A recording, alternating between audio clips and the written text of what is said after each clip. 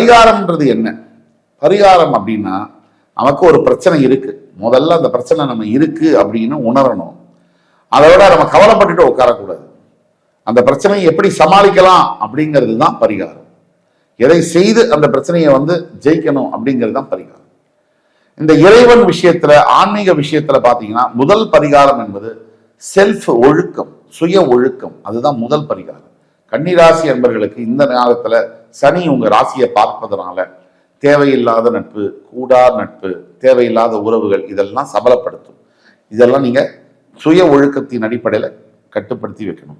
அதே மாதிரி இன்னொரு விஷயம் என்னன்னா, பரிகாரமா இந்த ஆன்மீக ஸ்தலங்கள்ல முக்கியமா நீங்க போகக்கூடிய ஸ்தலங்கள் எது அப்படின்னு பாத்தீங்கன்னா, இந்த திருநாகேஸ்வரம், தஞ்சை மாவட்டத்தில் இருக்கக்கூடிய கும்பகோணத்து அருகில் இருக்கக்கூடிய திருநாகேஸ்வரம் ஸ்தலம், அதே மாதிரி ஈஸ்வரனுடைய பழைய ஸ்தலங்கள், திருவிடை மருதூர், இந்த மாதிரி கோவில்கள், ஏகாம்பரேஸ்வரர் கோவில்கள், பழைய கோவில்களை நீங்க பார்க்கணும்.